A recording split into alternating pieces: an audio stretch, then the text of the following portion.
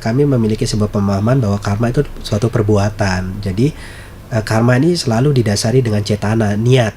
Nah, maka ketika niat awal kita baik, maka itu akan menjadi karma baik. Tapi kalau sudah niat kita sudah buruk, itu akan menjadi karma buruk. Jadi ada karma, ada kama wipaka, perbuatan dan hasil perbuatan. Nah, maka di dalam hidup, jika kita memiliki pengertian benar, saya mau berbuat baik, pasti buahnya adalah kebahagiaan. Nah, tetapi kan tidak sedikit orang nih, saya berbuat baik loh, tapi kok masih dicela, masih dihina. Nah, konsep karma ini akan membuat kedewasaan pikiran kita. Awalnya orang berpikir, sia-sia dong saya berbuat baik, saya sudah banyak amal, bantu orang, kok masih dicela, masih dihina. Nah, berarti di saat kita melakukan perbuatan baik, itu akan menjadi karma baik. Tetapi di satu sisi ternyata karma buruknya berbuah, ya lewat orang-orang yang menghina kita, mencela kita. Nah, kalau kita respon dengan negatif orang-orang ini, kita menciptakan karma buruk baru. Terus ini Dharma ini ajarannya universal. Jadi bukan hanya milik komunitas umat Buddha, tidak. Semacam ketika tadi bertanya tentang esensi Buddhis itu apa? Mensucikan hati dan pikiran itu universal sebenarnya. Nah, maka semua orang bisa mempraktekkan, karena pada hakikatnya kalau hati kita bersih, pikiran kita bersih, ya kebahagiaan yang kita dapatkan. Halo Tribuners, kembali lagi di program podcast Malang Live bersama saya Dita Oktavia yang akan memandu jalannya acara di hari ini.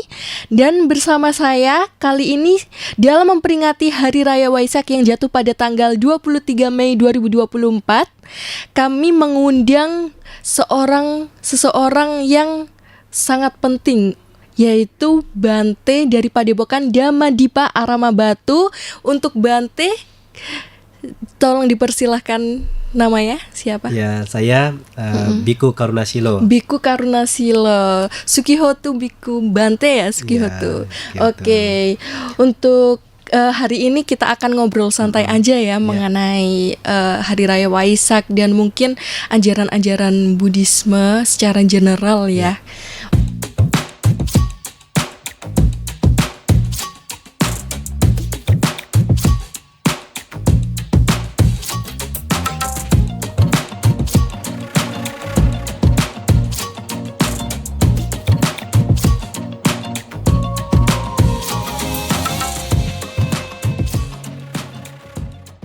Oke, untuk pertanyaan pertama nih, sebagai seorang biku ya, biku dan bante ini apa ada perbedaan ya, biku dan bante ini? Sebenarnya sama, hanya saja sama. Kita ini memiliki panggilan. Kalau di khalayak umum ya kita sering dipanggil bante, tapi untuk personal ya kita dipanggilnya biku. Jadi bante itu tuh generalnya, jadi ketemu siapa saja orang-orang bisa panggil bante, ya selamat pagi, selamat siang gitu. Kalau biku ya lebih ke personal kita, seperti saya kan Biku Karunasilo, itu untuk personalnya. Sebagai bante atau seorang biku gitu ya, Bante Karunasilo ini apa yang menginspirasi Anda untuk menjadi seorang bante atau biku? Iya, jadi awalnya kami belajar di Sekolah Tinggi Agama Buddha Kertajasa Batu begitu selama 4 tahun. Nah, itu kami masih statusnya seorang samanera. Jadi semacam kami juga mondok. Kalau seperti teman-teman di Muslim kan ada pondok pesantrennya, kami juga mondok selama 4 tahun ya, para sahabat Tribuners. Kemudian ya dari 4 tahun itu belajar, ya kami lulus. Akhirnya ada kesempatan yang mau melanjutkan ke jenjang selanjutnya bisa menjadi seorang biku, akan ada seremoni ulang penghabisan begitu. Tapi yang mau kembali ke kehidupan awal juga bisa, kembali menjadi umat biasa bisa. Lalu yang apa sih yang menjadi melatar belakangi kok saya mau menjadi seorang biku adalah karena pelayanan. Di dalam satu sisi ketika menggunakan atribut ini ya banyak kesempatan bagi saya pribadi pun bertemu dengan umat-umat di wilayah-wilayah lain. Semacam ya baru ini kan sebelum Waisak kita ada namanya sebulan pendalaman Dhamma. Jadi kami diundang ke Bali, ke Kalimantan, sampai Sulawesi. Jadi jiwa pelayanan lah ya. Jadi mungkin ada yang pernah mendengarkan kalau untuk menjadi seorang bante atau biku itu mendedikasikan seluruh hidupnya untuk Sang Buddha. Itu bagaimana dasar-dasar ajarannya gitu, Bante? Jadi selama kami menggunakan atribut kebikuan seperti ini, ya kami tetap berpedoman pada Dharma, ajaran Sang Buddha. Tetapi bukan berarti ketika kami mengabdikan diri di jalan Dharma ini kami lepas dengan keluarga orang tua, tidak. Kami juga masih punya kewajiban bagaimana merawat, menjaga orang tua. Jadi sekali waktu pun kami pulang pulang ke daerah kami masing-masing, ketemu Oke. orang tua, ketemu saudara, begitu. Ada waktunya nggak sih Bante untuk pengabdian gitu sebagai seorang Bante? Iya, Kan tadi dibilang kan ada waktu untuk Iya. keluarga gitu. Iya. Mungkin harus berapa lama? ya jadi dalam artian apakah seumur hidup harus menggunakan atribut ini? Ya sejauh ini kami tidak memiliki aturan tetap. Jadi sampai meninggal harus menjadi biku, tidak juga. Bahkan banyak teman-teman kami juga yang merasa bahwa 10 tahun menjadi biku sudah merasa cukup, ya mereka kembali lagi untuk kehidupan awam. Ya, Oke. selama ya dalam berpamitan pun ya kita secara hal-hal yang baik lah, tidak sampai melakukan perbuatan-perbuatan yang ibaratnya perbuatan yang tercela atau perbuatan yang menimbulkan kegaduhan di masyarakat, tidak. Jadi saya sudah merasa cukup, saya mau kembalikan latihan. Saya ketemu guru saya, Bante, nah ini kan untuk sebutan ke yang senior saya, Bante, saya rasa saya cukup untuk berlatih, saya ingin mengembalikan latihan. Kita bisa. Oke, berarti dari dalam diri itu sendiri ya Bante. Iya. Untuk pengajarannya sudah cukup, berarti Iya. saya bisa pamitan gitu. Benar, bisa. Oke. Jadi banyak panggilan hati lah. Kalau kita sudah merasa cocok seumur hidup, ya silakan jalankan. Jadi tidak ada paksaan. Oke. Nah, kalau menurut Bante sendiri apa sih esensi dasar dari ajaran Buddhisme untuk seorang pemula gitu? Iya. Esensi ajaran dasar dari Guru Agung Buddha, bahkan dari zaman Buddha terdahulu begitu, itu ada 3 poin. 3 poin yang pertama adalah tidak melakukan segala bentuk kejahatan. Kedua, perbanyak melakukan perbuatan baik. Ketiga, mensucikan hati dan pikiran.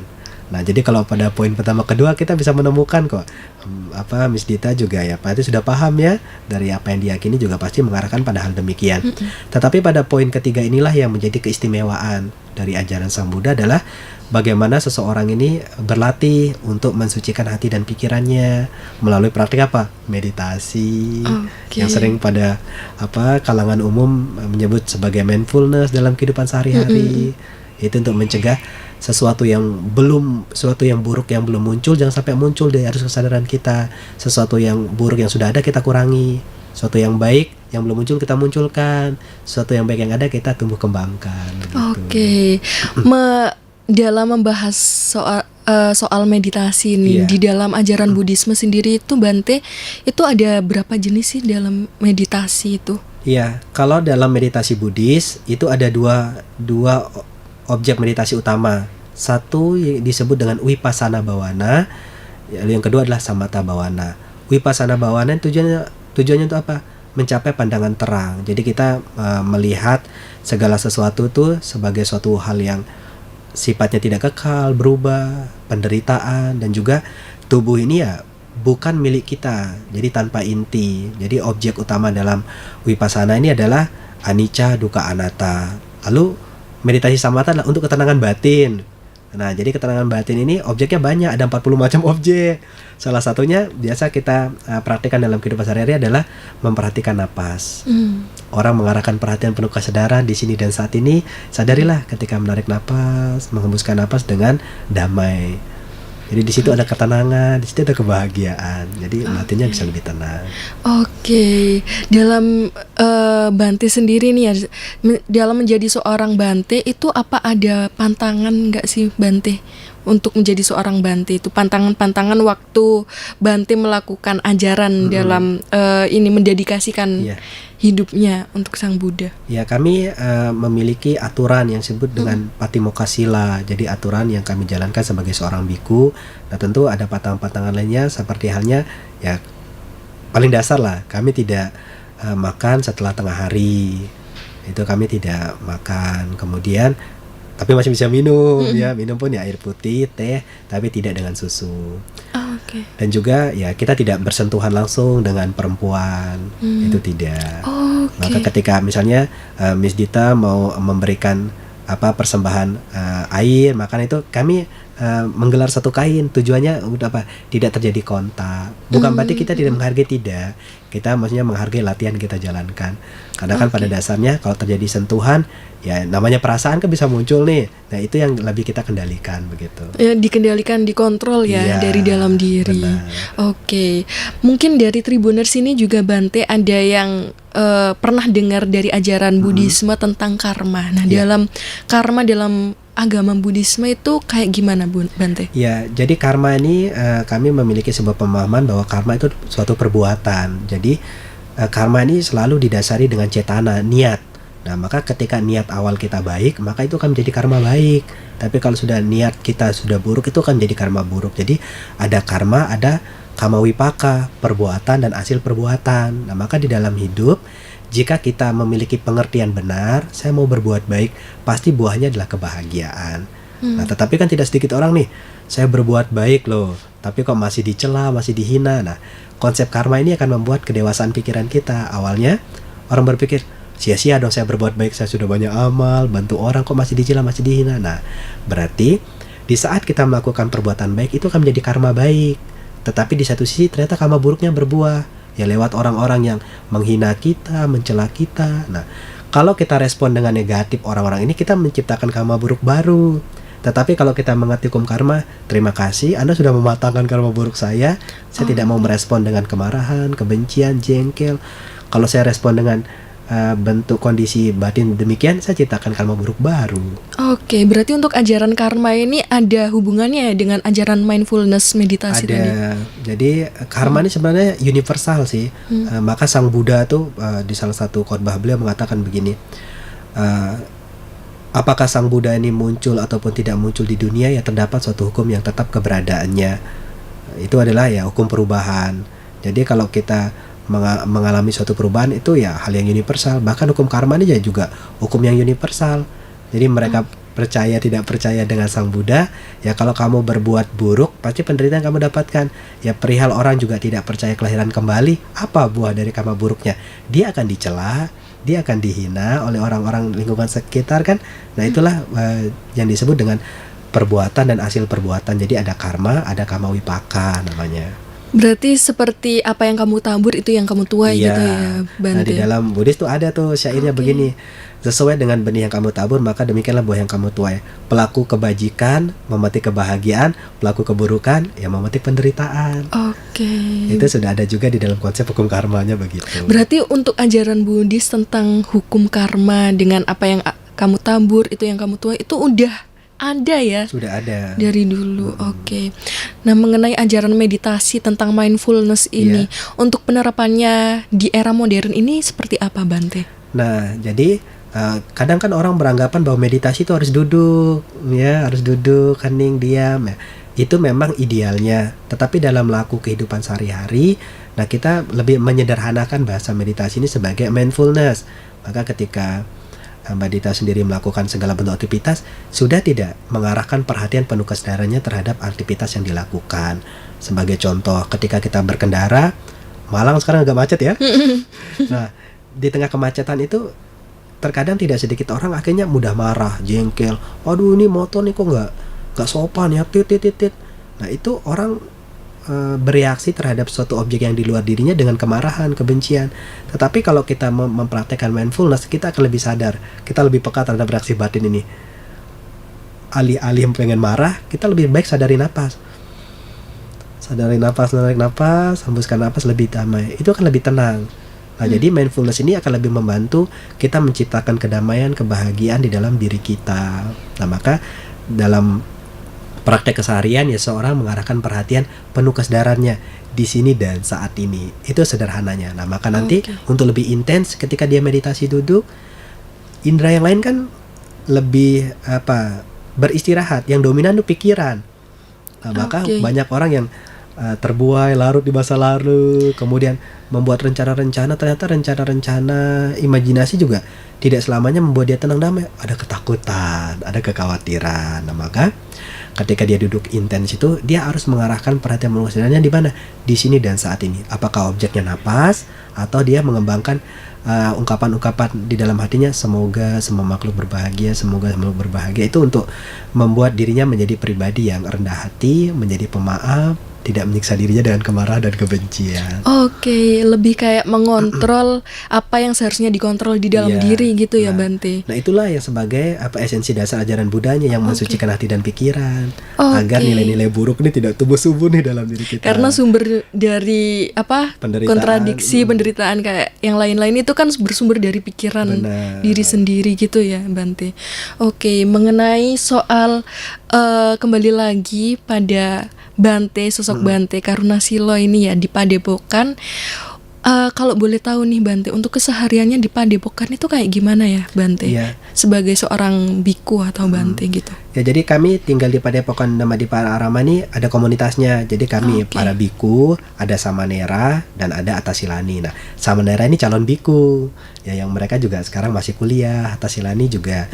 Tapi atasilani ini mereka jubahnya putih. Maka nanti sahabat Tribuners bisa main ya ke Padepokan Damadipara Arama Kota Batu. Oke, bisa Itu main ya untuk boleh. umum. Itu kan menjadi salah satu destinasi wisata religiusnya Kota Batu. Oke. Nah, apa keseharian kami? Jadi di pagi hari ya kami juga melakukan persembahyangan. Kami biasa menyebutnya dengan canting pagi. Jadi bangun jam 4, nanti ya pergi ke Damasala, tempat hall utamanya. Nah, nanti mulainya adalah 4.30. Itu rutin setiap paginya. Tetapi kalau sudah purnama atau bulan gelap itu jadinya lebih awal, jadi jam 4. Tapi kalau di sore hari, karena kan kami juga kondisional, para samanera atas lain ini kan mereka kuliah. Kalau mereka sedang kuliah, ya kita canting sorenya jam berapa? Jam 7, jam 7 malam. Tapi kalau mereka lagi libur, ya kita jam 6 sore sudah canting. Oke, berarti untuk umat ya? Kalau disebutnya untuk orang-orang yang ada di Padepokan ini. Pabajita. Pabajita. Jadi di dalam agama Buddha itu ada 2 komunitas besar.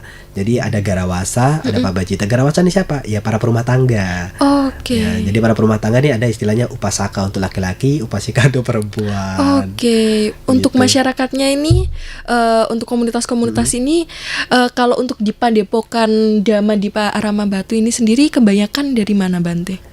Oh, kalau kami yang ya Pabajita yang saat ini banyak yang kuliah tuh kebanyakan dari Lombok, Nusa Tenggara Barat, ada dari Kalimantan, ada juga dari Sulawesi, ada juga dari Sumatera ya, Lampung dan sekitarnya. Jauh-jauh ya berarti Iya, Bante.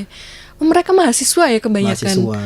Oke. Jadi belajar selama 4 tahun dan memang ya jurusannya ke pendidikan ya SPD. Oke. Jadi mereka nanti ya calon-calon guru lah. pengajar. Calon-calon guru, apalagi kayak di ajaran Sang Buddhis juga diajarkan bagaimana pelayanan Iya. yang baik gitu ya Bante. Oke, untuk kembali lagi dengan Hari Raya Waisak ini sendiri Iya. Bante, kenapa disebut Waisak gitu? Jadi sebenarnya Waisak ini nama bulan. Bulan di mana terjadi 3 peristiwa agung di zaman kelahiran, di zaman Sang Buddha. Jadi pertama Pangeran Siddhartha lahir itu di Taman Lumbini pada 623 sebelum Masehi. Lalu yang peristiwa kedua, peristiwa agungnya terjadi di bulan Waisak juga. Itu adalah pencapaian penerangan sempurna dari petapa Siddhartha itu. Dulu kan dia seorang pangeran meninggalkan kehidupan duniawi menjadi petapa dan akhirnya mencapai penerangan sempurna. Dapatlah dia gelar Buddha, orang yang sadar. Oke. Jadi itu pada tahun 588 sebelum Masehi. Dan peristiwa agung yang ketiga adalah Mahaparinibbananya beliau. Jadi wafatnya beliau, mangkatnya beliau pada tahun 543 sebelum Masehi. Jadi 3 peristiwa agung ini terjadi di bulan Waisak. Jadi di penanggalan India itu ada namanya bulan Waisak, bulan Asadha atau bulan Katina. Nah, peristiwa-peristiwa penting itu terjadi di bulan itu, tetapi diadopsilah menjadi perayaan. Selain perayaan Waisak kan ini salah satu dari 4 hari raya besar agama Buddha. Nanti ada perayaan Maga Puja. Itu terjadi di bulan Maga, peristiwa itu. Kemudian bulan Katina. Kemudian yang terakhir adalah Asalha. Tapi kalau untuk secara general emang untuk umum gitu taunya Waisak gitu ya. Iya. Untuk ajaran agama lain Iya. gitu. Kami punya 4 hari raya besar. Oke. Iya. 4 hari raya besar ya di Iya, ajaran agama agama Buddha, Buddhis. iya. Ini hari raya Waisak. yang setiap tahun ini harus diperingati. Iya, jadi setiap tahun ya kita punya 4 hari raya besar. Cuma kan yang jadi libur nasional kan Waisak. Iya. Kalau di Bali beda, banyak Oke. liburnya kan. Oke, iya. Oke, dari Bante sendiri, seorang Bante. Nah, untuk misalnya ada seorang anak-anak gini ya Bante, untuk mungkin yang keluarganya emang Buddhisme. Nah, untuk ajaran Buddhisme untuk dapat disalurkan ke pemula apalagi anak-anak itu dengan cara bagaimana pengajarannya Iya. Bante? Sang Buddha sebenarnya memberikan sebuah posisi kepada orang tua adalah guru pertama di dunia, sosok dewa yang nyata di dunia. Maka peran orang tua ini sangat penting, bagaimana juga untuk mengajarkan nilai-nilai Buddhis, nilai-nilai Dharma kepada anak-anak mereka.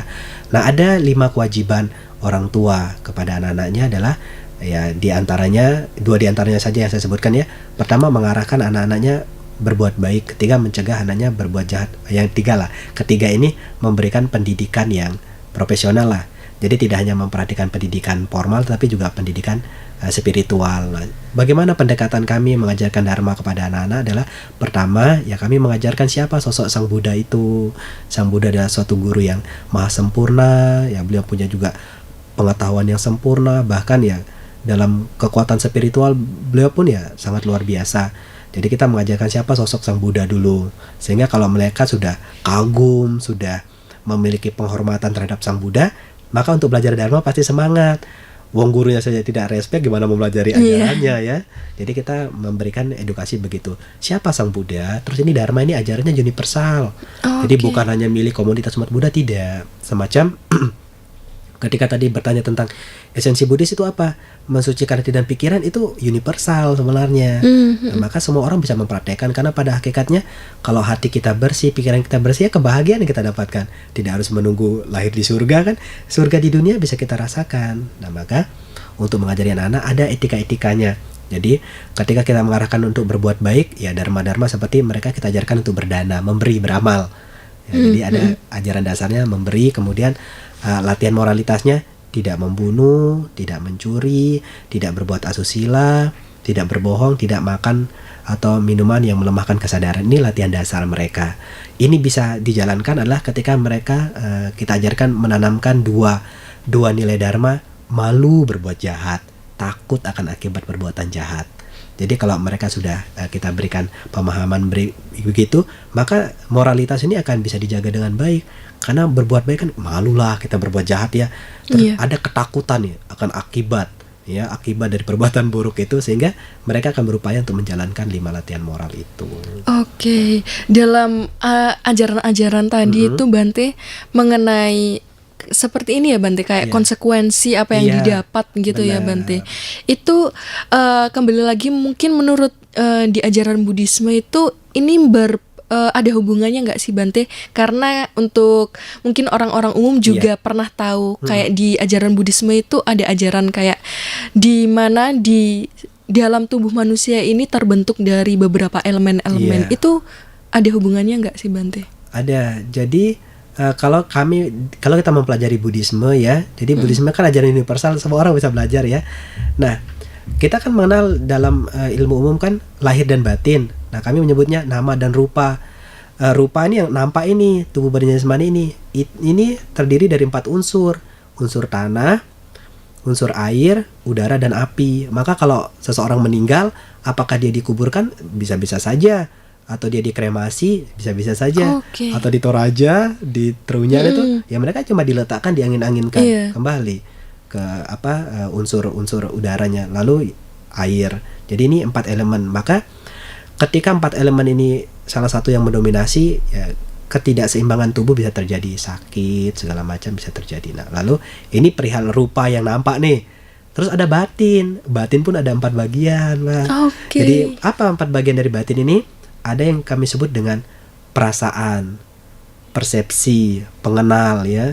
Jadi kita kenal baik buruk ini dari persepsi ini. Kemudian bentuk-bentuk pikiran, lalu ada kesadaran. Jadi kalau kita meditasi ini kita pelajari yang 4 ini. Bagaimana untuk menyimbangkan kebahagiaannya. Berarti untuk orang umum sebenarnya bisa ya untuk belajar. Bisa. Sangat bisa. Karena kan Kalau kita mampu, ibaratnya wujud cinta pada diri sendiri itu adalah kita pahami diri kita dulu.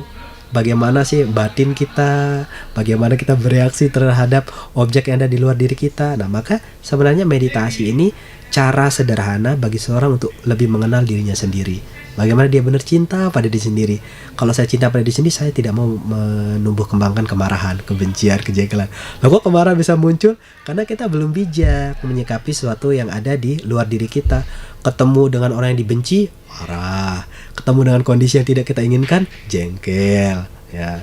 Nah, inilah ketika meditasi kita paham nanti yang 4 bagian itu. Bagaimana perasaan Anda?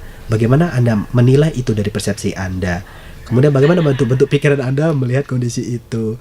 Nah, jadi yang kita utamakan kan kesadaran. Nah, jadi maka di Buddhis itu ada namanya indera pikiran. Oke, itu sumbernya ya? Iya. Dari indera pikiran. Mungkin lebih ajarannya kayak apa yang di luar di dalam diri kita itu udah di luar kendali gitu ya? Ya, teman-teman Tribuners kan mungkin tahu ya dikotomi kendali ya. Pelajarannya apa? Stoa ya, stoisme. Itu kan berkembang di Yunani pada tahun 200-an sebelum Masehi begitu ya. Lasam Buddha sudah mengajarkan 588 sebelum Masehi.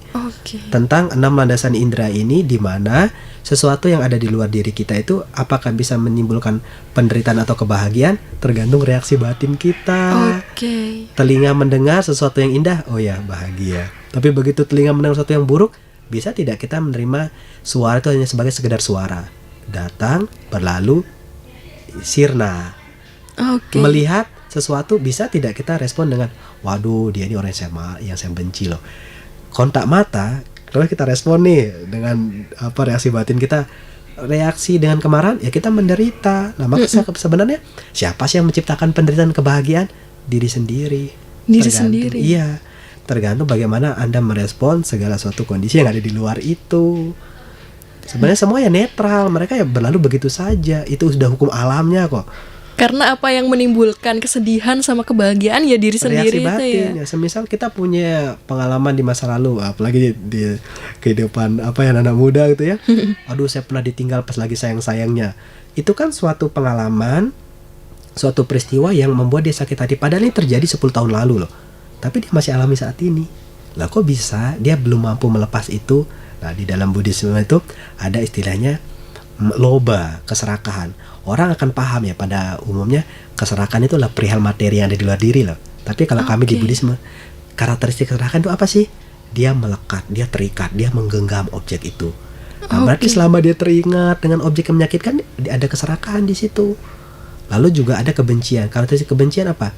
Dia tinggal di tempat itu, dia berduka cita, dia sedih. Nah, maka caranya bagaimana? Tumbuhkan kesadaran bahwasanya sesuatu yang telah berlalu itu ya hal yang sudah lampau. Hiduplah di saat ini, ya kan? Iya benar. Nah, maka kenapa kita banyak larut terbuai dengan ya pernah jadi korban di masa lalu ya, punya luka batin begitu. Nah, momen untuk hidup saat ini sebenarnya akan lebih mampu untuk mengobati luka batin itu, Mbak Dita. Berarti lebih kalau di ajaran Buddhisme ini lebih ke psikologisnya ya? Ada kesana. Ada kesananya ya. Jadi hampir mirip lah. Jadi relevan lah. Jadi relevan sejalan gitu ya. Maka kan Albert Einstein kan pernah berkata bahwa ajaran Buddhis ini sejalan dengan sains. Maka kalau yang punya jurusan psikolog, ya kita ada program nih di Padepokan Dhamma Dipa Rama ya. Bisa ikut ini Weekend Mindfulness. Jadi di minggu pertama atau minggu ketiga silakan datang. Jadi peserta perempuan punya tempat sendiri, laki-laki juga punya tempat sendiri. Ya maksimal kita bisa terima itu peserta 20 laki-laki, 20 perempuan. Jadi nanti di sana akan lebih paham nih meditasinya, dia belajar mindfulness. Ini bukan ini ya Tribuners, mungkin bukan masuk ke ajaran Buddhisme, tapi lebih ke edukasi. Benar, belajar. Karena banyak kok teman-teman kita yang dari dari UIN, Unisma juga mereka belajar, bahkan teman dari Frater, karena meditasi ini untuk menyehatkan batin kita. Ini lebih banyak ke mana pesertanya? Mahasiswa ya? Banyak mahasiswa, bahkan ya para perumah tangga lah. Kalau kan hidup di masyarakat tuh kan banyak tuh dihadapkan dengan berbagai macam persoalan. Kalau itu kan selalu masuk tuh dalam pikiran kita ya. Kalau itu tidak bisa kita kendalikan, kemarahan muncul, kegundahan hati, kegelisahan. Ini sebenarnya penyakit batin. Nah, penyakit batin ini kita perlu pelajari dulu dari mana sumbernya. oh kita belum mampu mengendalikan indera-indera itu. Sehingga nanti dalam meditasi kita ajarkan, jadi ayo Anda kenali perasaan Anda, pikiran Anda. Jadi belajar ini universal, jadi tidak ada paksaan itu, tidak. Jadi kita belajar bersama, karena kan kita sesama manusia kan, di situ ada cinta. Cinta ini kita tumbuhkan ya, sebagai perwujudan adanya kami untuk Anda adalah ya kita saling membantu. Ibaratnya kami ada punya program untuk kesehatan mental yang untuk Anda melalui pikiran, silakan Anda bisa ikut, bisa datang. Oke. Di sini karena di ajaran Buddhisme sudah ada ajaran kesehatan mental gitu ya. Ada. Oke. Nah, terkait dengan masalah mindfulness dan meditasi serta ajaran-ajaran bagaimana cara mengontrol faktor yang ada di dalam diri maupun di luar, kan sekarang lagi banyaknya juga ya, mungkin disinggung dari permasalahan tadi ya, kayak banyak mungkin dari mahasiswa yang udah menyerah dalam hidupnya gitu, bisa ya Bante kayak mungkin diajarin. Sangat membantu, karena kan pada dasarnya ketika ya mahasiswa kan kita berpikir mereka kan orang cerdas, orang piawai, tetapi belum tentu loh mereka mampu untuk mempelajari batin mereka sendiri. Banyak tekanan, tuntutan dari keluarga, orang tua, sosial, bahkan mungkin pasangan. Ketika mereka masa-masa kuliah, tuntutan lagi dari perkuliahan, pelajaran. Itu kalau dia belum mampu mengurai permasalahan itu, dia tertekan batinnya. Dia marah terhadap keadaan. Maka di dalam Buddhisme itu ada salah satu sutta ajaran Sang Buddha membahas begini. Puncak dari kemarahan seseorang itu apa? Dia bunuh diri. Oke. Sebenarnya itu apa? Dia belum mampu mengendalikan emosi itu. Maka meditasi ini untuk mengurai permasalahan-permasalahan itu, sehingga dan nanti dia akan mampu lebih memahami bahwa oh ya, saya ini lebih mampu tuh mengendalikan reaksi saya ini. Saya tidak mampu 100% mengendalikan apa yang orang lain lakukan kepada saya, keadaan memperlakukan saya seperti apa. Nah, dengan demikian dengan seseorang berlatih meditasi atau mindfulness itu, dia akan mampu menerima kenyataan dan berdamai dengan keadaan. Oke. Bukankah itu membahagiakan? Iya. Sangat mungkin berarti sangat penting banget ya, kayak ajaran-ajaran universal yang disebarkan gitu. Jadi kami tidak mengklaim bahwa ini punyanya ajaran Buddha saja, tidak. Selama itu bisa menolong semua makhluk, karena kan Sang Buddha sendiri adalah guru para dewa dan manusia, bahkan semua makhluk hidup. Jadi dharma beliau ya universal. Bukan punya milik satu golongan, tidak. Oke. Nah, menurut Bante sendiri tentang, mungkin tadi disinggung juga masalah sedikit tentang percaya bahwa terlahir kembali. Iya. Itu bagaimana konsepnya, Bante? Konsepnya ya. Nah, jadi begini.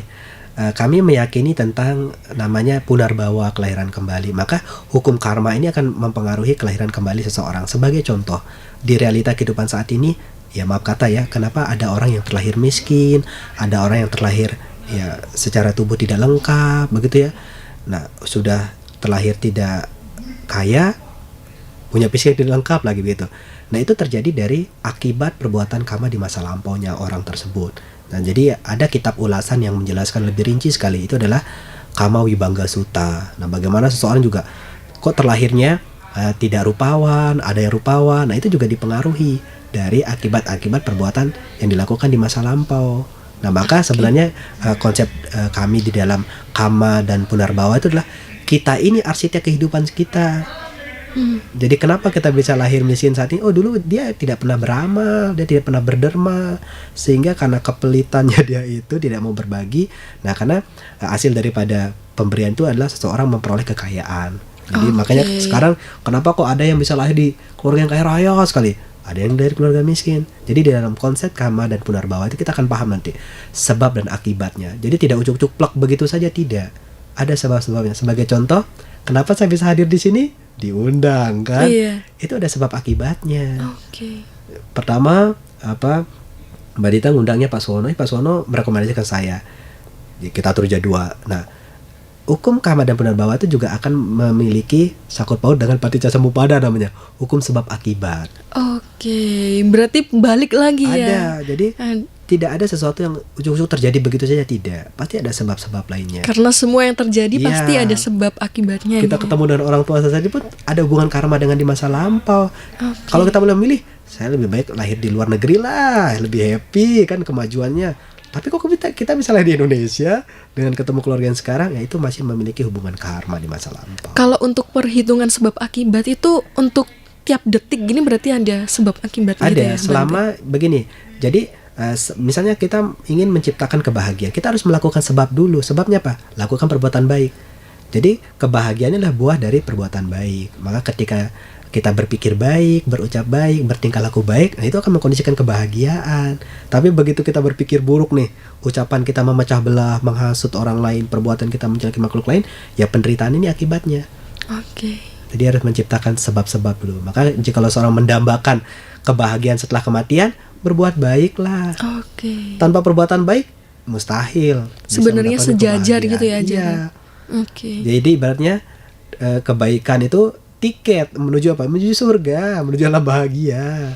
Oke, mungkin untuk yang terakhir kali, Iya. pertanyaan terakhir untuk sebelum menutup podcast di hari ini, mungkin ada pesan-kesan untuk Bante sebagai seorang Bante yang di Iya. Padepokan Dhamma Dipa Arama Batu, untuk tribuners yang ngelihat, Iya. sepatah dua kata mungkin. Oke, untuk para sahabat Tribuners, jadi Padepokan Dhamma Dipa Arama menjadi salah satu pusat pelatihan, pembelajaran. Nah, maka tadi juga menyampaikan bahwa ada kegiatan kami Weekend Mindfulness, silakan datang, bertanya dulu, berkonsultasi silakan. Kami juga terbuka untuk umum. Jadi yang penting nanti konfirmasi, misalnya ada kunjungan nih dari sahabat Tribuners dari Kota Malang atau dari kota sekitarnya dengan berapa peserta? Oh, 20 laki-laki, 5 perempuan, mau menginap silakan. Oke. Jadi kalau mau menginap berarti pilih waktunya di minggu kedua dan minggu keempat. Karena kan minggu pertama ketiga kan digunakan untuk latihan Oke. mindfulness itu. Nah, maka ayo sebagai wujud cinta terhadap diri sendiri itu kita harus mempelajari kebaikan-kebaikan, bahwasanya kebahagiaan atau penderitaan ini itu kita sendiri yang punya peranan besar sekali untuk menciptakan kebahagiaan atau penderitaan itu. Maka dharma yang diajarkan Sang Buddha itu universal. Bagaimana kita mengarahkan diri kita pada hal yang baik ya, mencegah diri kita berbuat buruk, dan ayo kita mensucikan hati dan pikiran kita. Melalui apa? Ya kontemplasi diri, bahasa umumnya ya, kontemplasi diri, lalu meditasi, ataupun dengan praktek sederhananya mindfulness, begitu. Oke, baik, terima kasih Bante Karunasilo udah hadir di podcast program Malang Live kali ini. Mungkin untuk topik-topik yang lebih menarik kita bisa bicarakan untuk podcast yang lebih lanjut ya Bante. Nah Tribuners, terima kasih sudah menonton podcast kita kali ini bersama saya Dita Octavia sebagai host. Mungkin kita akan bertemu lagi di sesi selanjutnya dan sampai jumpa. Download Tribun X sekarang, menghadirkan lokal menjadi Indonesia.